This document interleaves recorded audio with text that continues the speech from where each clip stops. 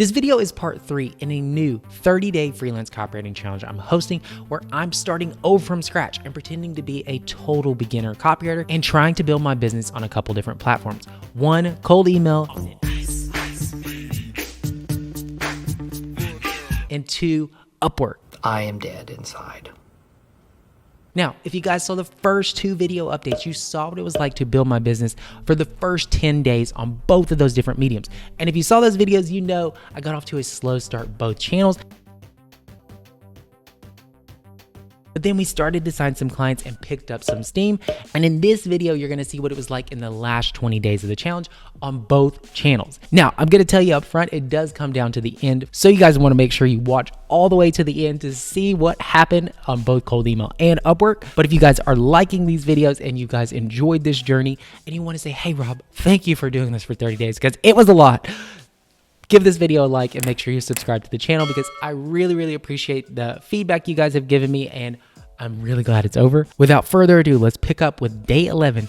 So you may remember from the first update video on how things were going on Upwork that we had signed our first client. They gave us a great tip, and then they wanted to work with us on another project, which I was happy to do because I didn't want to just keep sending proposals into the void.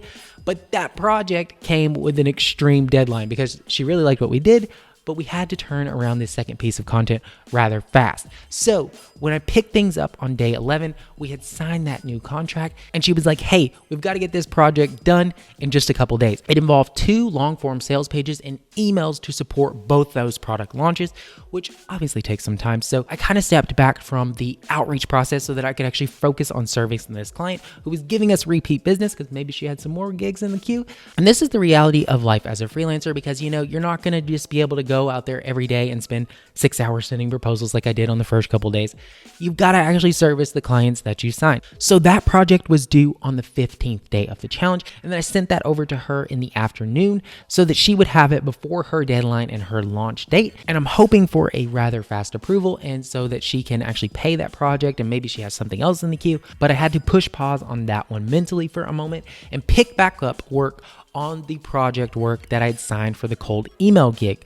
Because if you guys remember, there was a ton of emails in that deliverable. It was almost 50 in all, which is a lot of work to do in a short time frame. But one of the things I wanted to do, just like we did with our Upwork client, was to set some rather aggressive deadlines and see if maybe they have some additional work as well. Now, the good news is on day 16 of the challenge, we heard back from our client on Upwork, and she loved the copy. She left us another glowing review, which was critical to helping me get some more status on my Upwork profile, so that when I was reaching out to more potential projects, that I looked like I actually knew what I was talking about a little bit more than when I had no reviews on the profile. So days 15 to 22, like I mentioned, was heads down working on those emails and trying to create those assets for this client.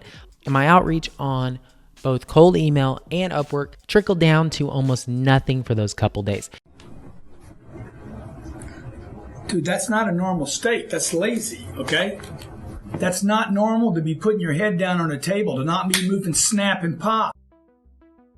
Things picked back up on day 22 of the challenge when I actually sent all those assets over to our cold email client. So the second half of day 22 was dedicated to sending as many Upwork proposals as I could, because while I was focused away from Upwork for a while, I was still checking it for gigs. So I had a lot saved to actually go in there and actually start applying to those almost all at once.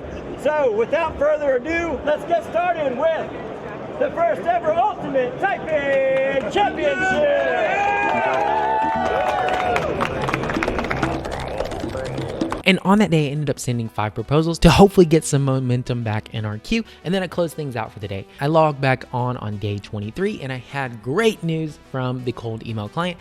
They loved the copy and they were excited to get everything shipped. So the only things left with this client was to actually load those emails and deliver one more set of assets. So my plan is to try to get those assets to them as quick as possible and actually ask them if they want to continue working together. On the Upwork front, we really needed to jumpstart the momentum. So for days 23 and 24, I got back into aggressively sending some proposals to get some juice back into the system. And I ended up sending 8 more proposals across those days, and just hoping that someone will get back to me before things close out on the last day of the challenge. Now, we actually did hear back on one of the proposals I had sent, to a very low paying gig that was looking for someone to write one email for $25. And I caught his attention with my proposal. So I tried to upsell him on a package of 6 emails for $100 rather than just one for $25. And he happily agreed. But the only caveat was he set another aggressive deadline for us. So we had to turn around those emails in only 2 days, which meant more time was going to be siphoned away from my ability to do outreach and actually work on the other client's stuff. But we had to take something. We had to get another gig in the system. So I happily accepted the project, even though it was only for $100. It is what it is. It is what it is. So on day 26 of the challenge, I pretty much binge created all those emails, got them ready for him, sent them over early, and he approved them, but he wasn't really ecstatic about it or anything. He just kind of seemed nonchalant about it. Not impressed. And I picked things back up on day 27 of the challenge super aggressively, both on the content for the cold email client that we had signed and on my Upwork proposals. I did not want to finish this challenge on a low note, so I went hard on the Upwork proposals, sent 6 that morning, and binge created a ton of content for our cold email client with the goal of getting it to them early to hopefully sign them on repeat business. So on this day, I actually had someone reply back to me on the Upwork side of things, and I was trying to be really friendly and just kind of chill about things, but then he was like, "Why are you trying to make jokes? This is not funny. This is a serious matter. Like, we don't do this kind of thing in our business." And honestly, guys, I was getting a little bit fed up with things, and I showed my one moment of weakness in the challenge, and I decided to flex on him a little bit by posting my credentials and why I was actually qualified to do this and why it's maybe not super serious like you had made it sound. So after that, he actually was like, "Oh gosh, I'm sorry. I'd love to get on the phone. Rob, can we talk? Can we talk?" Just left him on red because I'm not going to work with someone like that. But other than that, I just kept my nose to the grindstone this day, trying to get as much stuff done as I possibly could and finish this challenge on a high note. But things weren't looking super great. Wow. Okay. On day 28, I woke up to a response to one of the gigs that we applied to the day before, and it was only for a $25 project, but guys, I was trying to get anything I could in the queue. So I ended up actually accepting the project because I knew it was actually a quick turn project that even though it was only $25, it was points on the board. So I ended up going into overdrive on that day also to try to finish up that content and get it to the cold email client that we had mentioned and just keep at it on the proposal side of thing, hoping that someone would get back to me within the last 2 days. So I woke up on day 29 and someone had gotten back to me on Upwork, which was good news because this wasn't some little $25 gig. This was a $1,500 project for a email funnel that someone was interested in. But the problem is he wants to get on the phone and talk tomorrow. And I'm like, dude, we need to do this today. We need to get this deal signed like ASAP so I can put it on the board. So I got this call scheduled for the next day, which would actually be the 30th day of the challenge at 5 p.m. his time, which is Pacific, so 6 p.m. my time in Mountain. And I had 2 things in the works, but both of them were kind of big question marks. More left rudder. Put down more flap.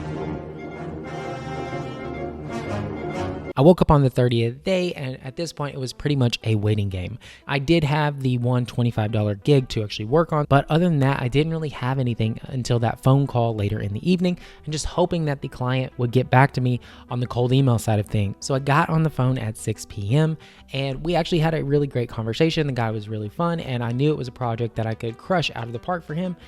And I was like, "Hey, is there any chance you could actually send that over today so we could get it in before the deadline?" And he ended up sending the contract through at 7:09 p.m., just an hour after we ended the call, which put 1,500 points on the board and brought us way ahead on the Upwork because with this one project, we actually earned more than we had in the previous 29 days of the challenge. But it felt amazing to get that deal in before the deadline. But we still hadn't heard back from the cold email client. Now, this client is actually in a totally different time zone. So I was super nervous about what was going to happen for the rest of the day.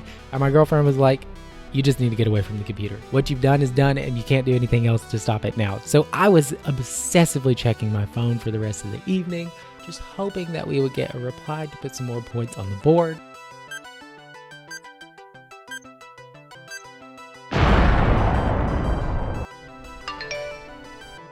Yes, they wanted to keep working together, and ultimately this was going to be ongoing project management of their email calendar for $4,000 per month, which massively added to our tally right there at the end. That's all, folks.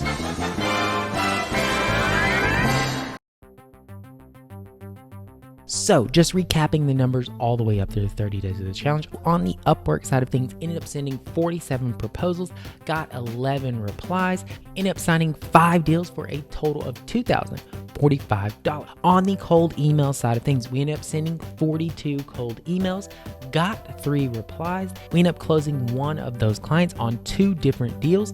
One of them was for a $5,500 build of a lot of custom flows. The other was for ongoing work on their email promotional calendar for $4,000 a month for a total of $9,500.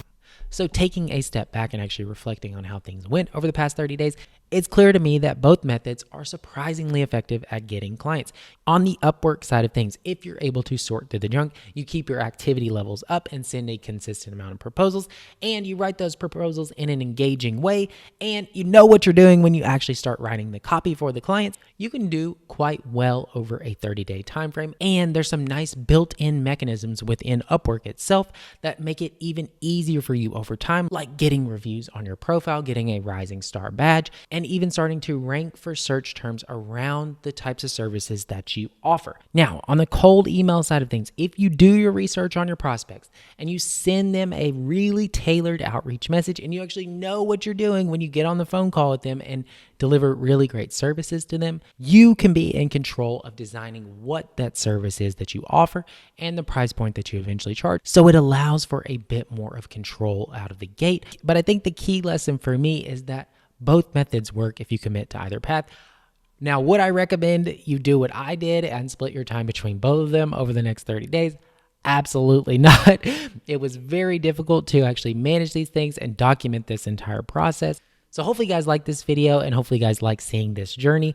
I was absolutely exhausted by the end of this thing because it was very tough to keep this up. So I went on a quick vacation. But if you guys did, make sure you leave me a comment down below with your biggest takeaway. I'll be responding to all of them within the first 24 hours of this going out. And I am so glad to close this chapter, but there's a lot more freelance content coming to you soon.